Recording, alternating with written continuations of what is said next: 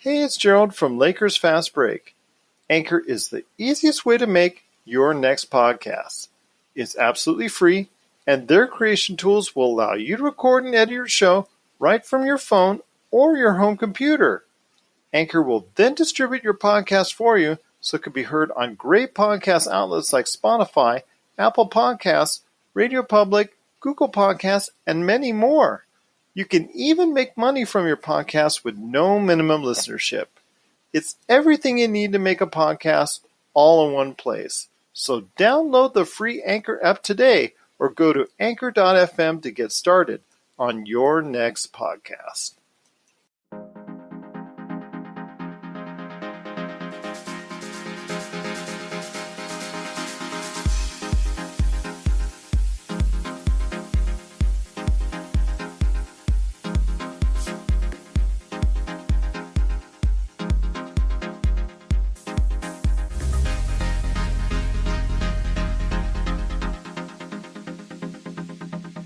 All right, and we're back for another episode of the Lakers Fast Break podcast. It's Gerald Glassford coming right back at you here from the Lakers Fast Break, Inside Sports Fantasy Football, also as well Game Source, and of course Pop Culture Cosmos. Want to go ahead and give us a 5-star review if you can. We truly appreciate it. If you can like, support, share, follow, whatever you can do to support us right here at the Laker Fast Break, we truly appreciate it. A win is a win is a win. Is what I will say. I will take it any way I can get it. As I told LakerTom before, doesn't matter how ugly or pretty it is, when you take it to the dance, it's always a win. And the Lakers did win tonight, 103-101, with the last, I should say, down to the wire shot by LeBron James, put back of his own shot. And, of course, some stellar defense at the end, not only on Kawhi, but also Paul George, showing that in certain moments, he can still give you classic LeBron.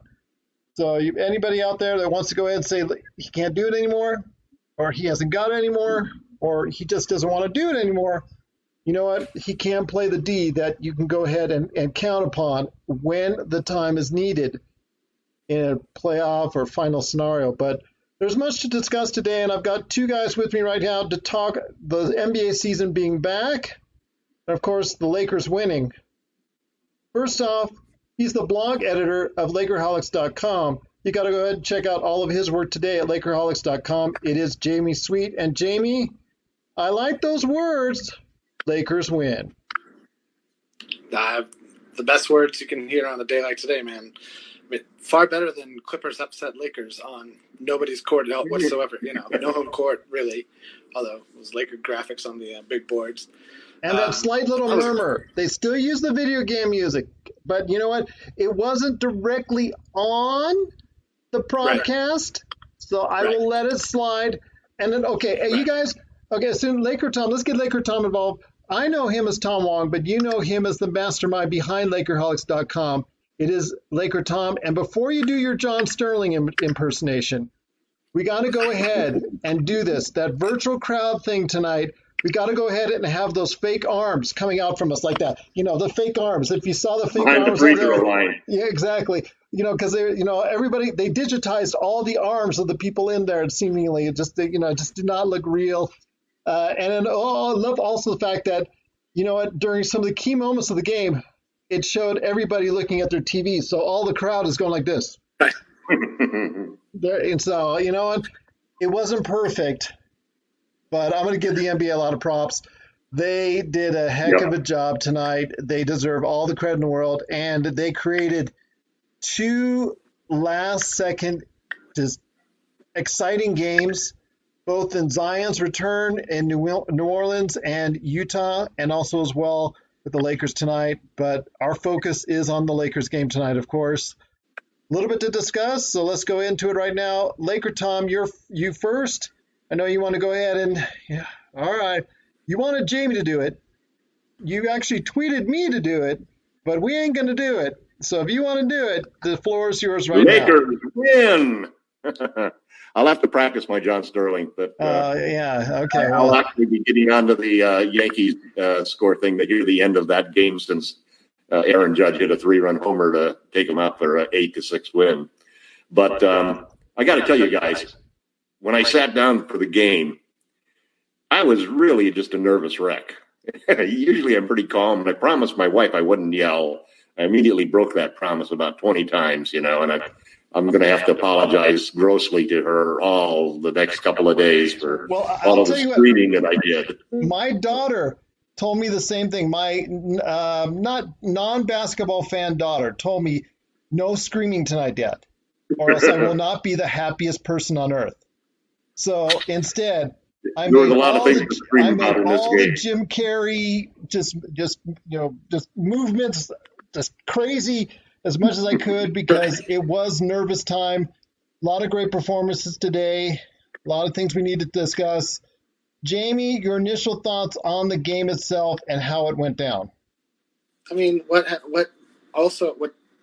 got us the big lead and also almost lost us the game in that third quarter was our defense. When it didn't show up to start the third quarter, Clippers, and really, to be honest, in the middle of the second half was really when the game started to kind of look like it could go either way. The Clippers we're down by 11 quickly. But the Laker defense, like you said, LeBron, he can turn it on when he needs to turn it on, and that's kind of all you need. Like, as long as, I still feel like we're going to miss Avery Bradley big time.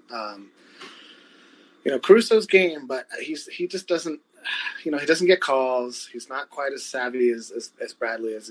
Maybe got to make his free throws, man. He's almost maybe too tough. Like, he stands his ground almost too well so that he doesn't get calls. He gets called for the foul. He's got to, and this is the whole team as a whole. They have to hit at least some percentage of respectability from the outside. There were several 100%. Individuals, Danny Green, Caruso, several individuals who could not hit their shots, but the Lakers did have two players. I'm not talking the superstars, because we'll get into the superstars a little bit later, but there were two players that did step up today, and they were Kyle Kuzma and Dion Waiters. So, Waiters. LakerTom, guys in the article I wrote today. Well, you know what? You can go officially. You're on that ferry. You're going on to Waiters Island right now. I can see you building a home there. That's all Waiters good. Island. Okay. He's the ferryman to Waiters Island. Well, listen, the main thing I want to really give credit for, Kuzma came out and he showed again that he's fixed his broken three-point shot. I think he went 4 of 7 and a couple of really clutch shots there. Because he did everything in rhythm. His defense on Kawhi in the second half was the game turnaround, man. Yes. He shut him down. Kawhi scored 9 points in the entire second half. That's what I want to touch upon, because he acts this defense in that fourth quarter. First quarter looked a little rough. I'm going to be honest with you. He started getting those happy feet again, and also as well he started doing a little bit too much. That's his first couple misses. He hit his first one. Then he started going a little bit three-point shot happy, missed a couple in a row, and then you're thinking to yourself, oh, my gosh, he's going to lose his confidence. Well, he hesitated, too. He didn't take a couple of wide-open shots and instead tried to stutter step and so forth. And as I was writing in the article, a big thing about the difference in what he's doing now is his shot selection. He is taking catch and shoot, shots rather than shots off of the bounce, and he's taking more corner threes. And his percentages for the year for corner threes and shot and catch and shoot threes from the top of the break are all very good. So, he really came through. But, man, his defense, there was at least a half a dozen times in the second half where he forced Kawhi to give up the ball and didn't let him get a shot off. Looked a little rough in the first half, but you know what? He looked outstanding. He looked like the player that everybody is hoping for in that second half. Made great decisions. You know what? If he misses the shot, that's okay. If he makes a good decision, or if he misses a pass. Way down in the second half. Go ahead, Jamie. No, he settled way down in the second half. You're absolutely right. Yeah. He felt so much more comfortable, I think, within the confines of the whole team scheme. I was surprised he wasn't in there at the end. For 16 points, the second best scorer on the team. But I was surprised he wasn't in there. But you know what? I'm glad that at the end. But he did play an integral role. Dion Waiters also defensive skill. That's an issue. I think that's why you can't keep him out there for long stretches. But offensively, the things he can do and create in the offense for himself makes him a liable threat to go ahead and get you buckets and get you points off the bench that you sorely need. Got 27 points from the two of them, and they were critical. Some good play. I mean, it's just such a big difference when you think about it, not only for this championship, but the decisions that the Lakers are going to have to make in the offseason. Because they pick up one guy off of the dump heap in Waiters, and they get a guy like Kuzma, who's already been traded a dozen times in almost everybody's book. And now all of a sudden, those two guys, they could be the 25 and the 27, 28-year-old guy to play with 27-year-old Anthony Davis in a post-LeBron Lakers team. And we didn't have anybody that fell into that category other than Caruso, who was the main reason I was yelling all game long, man. I mean, 3 missed free throws. I know. 2 missed threes. No. He made a great defensive play at the end, and I was just so happy for him. But it wasn't a great game for Alex. You know, he made one good play. I thought he had some great passes. I thought he did. I think because when Bradley was on the team, he was really played a lot more off ball, and with Bradley off, he kind of anchored and Rondo. He has to play point guard, which during the regular season we didn't really have to rely on him all that much. He doesn't have great. He doesn't have great instincts passing the ball. He's a much better off the ball player. They're adequate guy at with the ball. Well, the decisions that he's making, his rotations, not having his hand up on several occasions was unlike him. I thought that was very surprising. Yeah, Green hit 2 threes that he basically left him alone in the corner. Yeah, the Lakers need to worry about their letting too many 3-pointers up right now. Their 3-point percentage defensively since they've come back, as I've told you before, earlier this week, in fact, actually last week, after their first game and their second game, it's still an issue where they need to go ahead and defend the 3 a little bit better. Caruso, like I said, struggled overall. Mm-hmm. Dwight struggled badly. Yeah, it's just something that I think that he hopefully will go ahead and be a little bit more consistent, and that's all you're asking for. This is Raphael from NBADraftJunkies.com, and you are listening to the Lakers Fast Break. Hey, Lakers fans! Looking for the best place to go for up-to-date news, information, original videos, articles, podcasts, opinion pieces, and discussions about the Los Angeles Lakers? Well, look no further than LakerHolics.com. With a legion of followers always there talking about everything Lakers and the NBA, there's no better place to go to share your fandom as the team heads toward another championship run. So stop by and be part of the conversation today at LakerHolics.com. Check out what's been going on with the Pop Culture Cosmos Show and the PCC Multiverse. That is by far my favorite because it's also character driven and the stakes are high and there's much more of a mystery and intrigue to it. A game like Wolfenstein, which people are saying are one of the most socially important video games of the past 10 years. Catch our shows on radio worldwide 7 days a week or at any time on Podbean, Spotify, Apple Podcasts, or on over 30 more podcast outlets. But again, LeBron not having a typical LeBron game, you're still able to go ahead and get the win. And AD. Yeah, well, AD is the man. Well, from the free throw line, because you got to commit. He made the Clippers. He put them in such a bind because he got them all in foul trouble virtually. So many players he got in foul trouble. Got to the line, made all of his free throws. Because if you're talking about his game from out on the floor, doesn't look very aesthetic from there. Outside of those couple 3-pointers he hit back to back. Well, he didn't shoot well from the field, basically. No, that's what I'm saying. And then LeBron was struggling overall until the very end when he just decided to turn it up a notch, which is a good thing for the fans out there to realize, you know what, he can turn it up a notch when it counts, when it's needed. But overall, there's still some concern. And if you're a Clippers fan out there, you still have very much right to say, you know what, the Clippers have every bit of chance because when you don't have Lou Williams in the lineup, and you don't have Montrezl Harrell. PG was lights out tonight. Yeah, and that's impressive. The key. They will go as far as PG takes them, not Kawhi, because Kawhi's going to give you consistently great performance. He's one of the best players on the planet. I know he's a Clipper, but there's a reason why we wanted him so much on the Lakers is because he's just so good. And when you have PG playing like that and shooting so well, it is so tough to beat the Clippers. And without that, it's really tough. Jamie, I want to hear your thoughts, though, on the Clippers. If you're a Clippers fan out there, you've got to be enthused by it. And you can still talk as much smack as you want Lakers because right now, even with 2 men down, you almost won that game. Yeah, but I mean, the Lakers said the same thing back on Christmas, and nobody really paid that much attention because, the final score in both the first 2 games was not indicative of how close all of those games, except for this one, wasn't really. The score didn't reflect how close the game was through 4 quarters. And then also the fact how bad the Lakers shot as well. Agreed. And, when you get Lou and Montrez back, that means somebody else has to sit. I mean, you can only play 5 guys. You can only go so small. So if it's not going to be, JaMychal Green, then it'll be Trez. They're only going to have so many guys out there. I mean, it gives Doc Rivers more options. I think Doc will be the happiest Clipper fan. Doc really. I thought Doc made a major mistake in taking both Paul George and Kawhi out of the game at that point in the second quarter, because basically the Lakers really stretched that out and had a good lead as a result of that.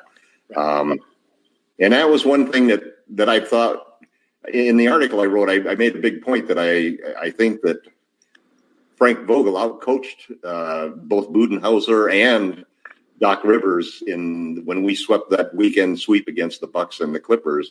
And I thought tonight that his rotations were better, his decisions were better than Doc's, and you just basically cannot have Kawhi. You can't have Reggie Jackson as being your main threat on the floor.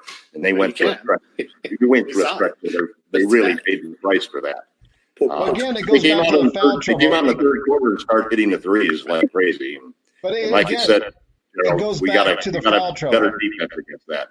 It goes back, Tom, to the foul trouble that they got into. When you're put into that context where PG picked up those fouls, and then your front court, first, a lot of players there got a lot of fouls. JaMychal Green, Zubats, they all got in foul trouble.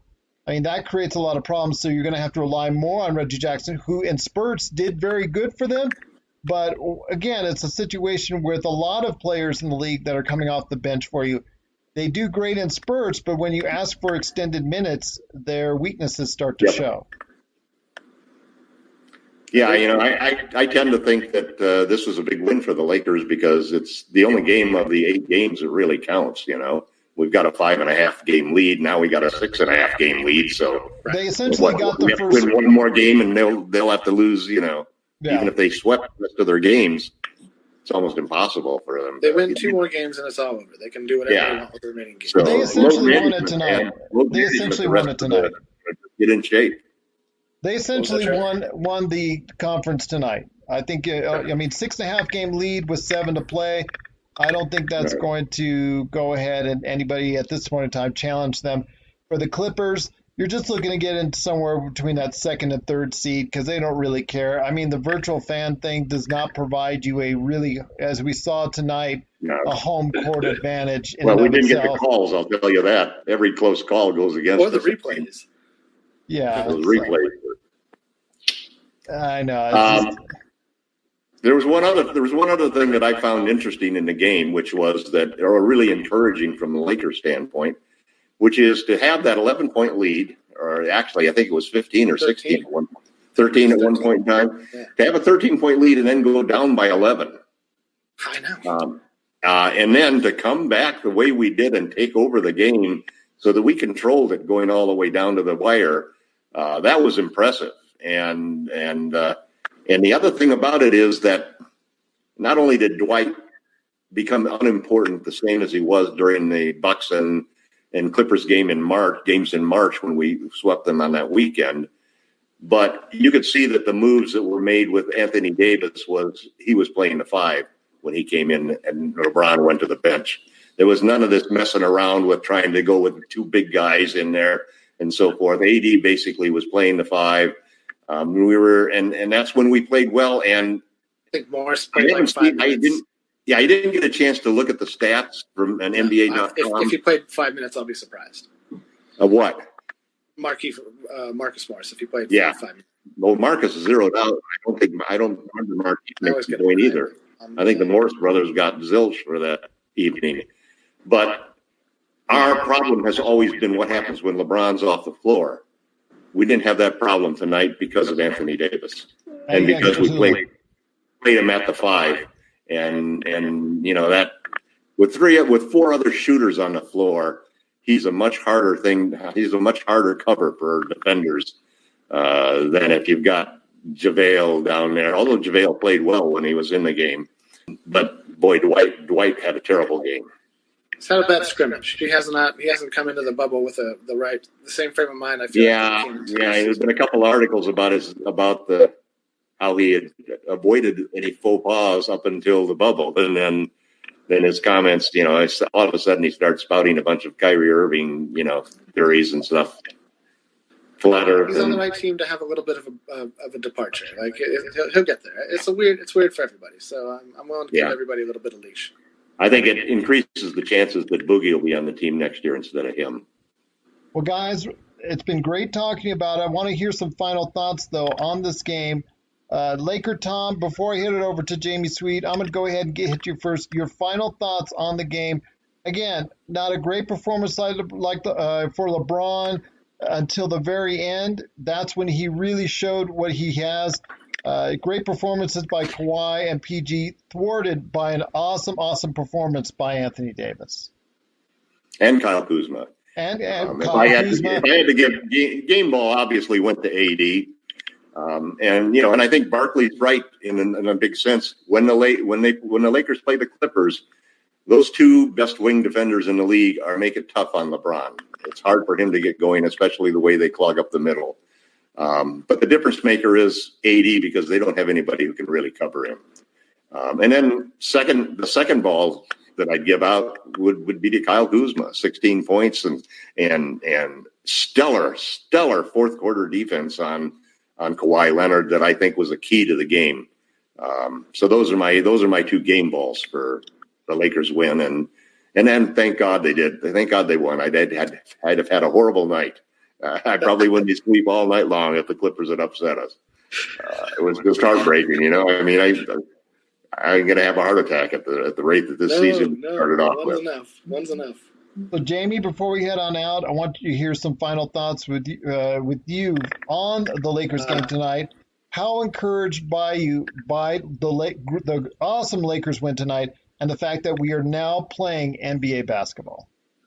Super stoked that we're playing NBA basketball. I was writing my post. That's how I'm leading it off. That it's just great to have it. I mean, games. I mean, obviously we watch scrimmage games, watching old games, but to see the competition, the playing for something is what is most exciting. In terms of the Lakers play, I was very much encouraged by Waiters. It was great to see Kuzma start to show what the coaches have been saying he's been doing in practice, which they kind of said at the beginning of the season, didn't show it in the real season. Hopefully he can put it together here at the end. And, we're going as far as LeBron and AD takes us. That's no mystery. That's no surprise. That's no great insight.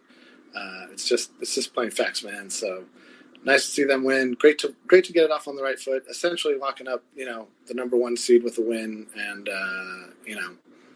it'll allow Frank Vogel to maybe give some of the other guys a little bit of burn. If we lock up that seed super early, and they only played the superstars 34 minutes a game on both sides, so it wasn't. Yeah, but it wasn't like we went full playoff mode. Right. Or let them. Yeah, how they know them. They know themselves best. I trust that all to work itself out, but it'll give us the luxury of being able to choose what we want to do at the time. Yeah. Well, before we head on out, guys, I want to ask real quickly, what are you guys up to with Lakerholics.com?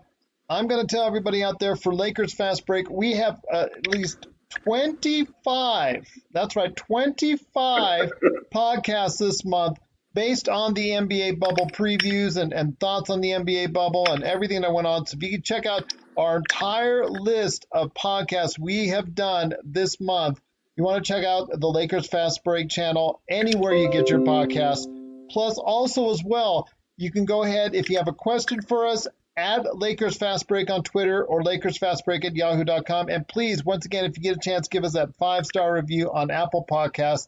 It really does help us as far as getting people our name out there and getting everybody interested in what we do here at the Lakers Fast Break. But before we head on out, guys, Jamie, Tom, I'm going to go ahead with you, Jamie, first. What are you up to at LakerHolics.com as I show everybody right now on Facebook Live? I'm about to drop a post on LakerHolics.com. My post-game 5 things thoughts that I like to put together while the game's fresh in my mind. And I don't. If sometimes you wake up in the morning and you're like, what happened? Like, So gonna drop 5 things and keep plugging away. Tom, how about you? Been doing a lot of tweeting in the last few days, and we got some great retweets of our tweets from some people with big followings. So hopefully that's going to drive some activity. We saw a lot more people show up at the site that had basically been taking off the season because of no basketball. So we expect things to be hot and heavy as we move through through the rest of the seeding games and into the playoffs. And Raphael is going to have. I actually told him to postpone his video because I thought it was going to get lost in the shuffle of the Clippers win, the win against the Clippers and so forth. So he's probably going to have his second video for Laker Film Junkies probably on Sunday. I've got a couple posts that I made in the last couple of days, including the Waiters and Kuzma post, and I'll probably follow up and keep ramming that same theory down everybody's throat that Kuzma and Waiters are keys not only to the championship this year, but also for the Lakers moving forward, especially in a possible post-LeBron era where they might have a couple of young stars who could fit exactly right into the championship window that Anthony Davis is going to create. So it's good news for the Lakers, and thank God for LakerTom's being able to sleep the night that we won the game.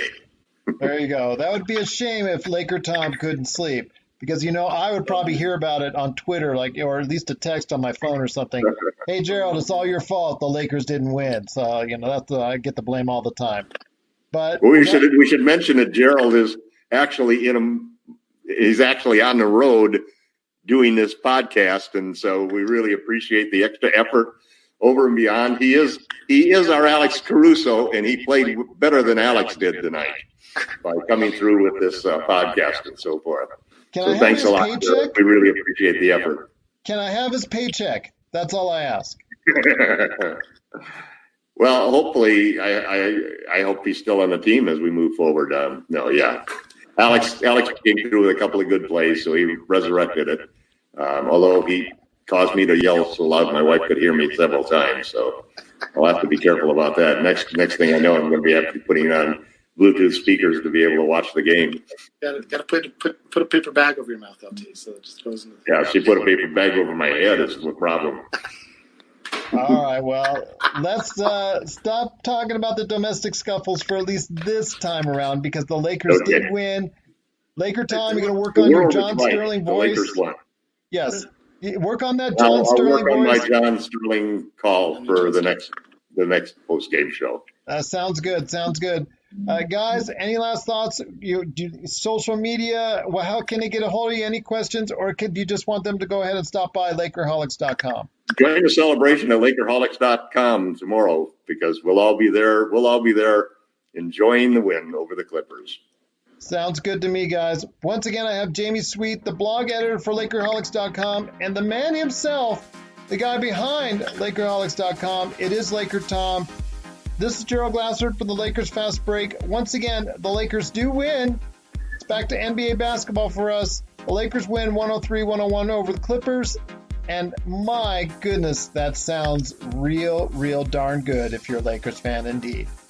Right 1, 2, 3 Mamba. 1, 2, 3 Mamba indeed. Thanks for watching. Thanks for listening to us right here at the Lakers Fast Break podcast.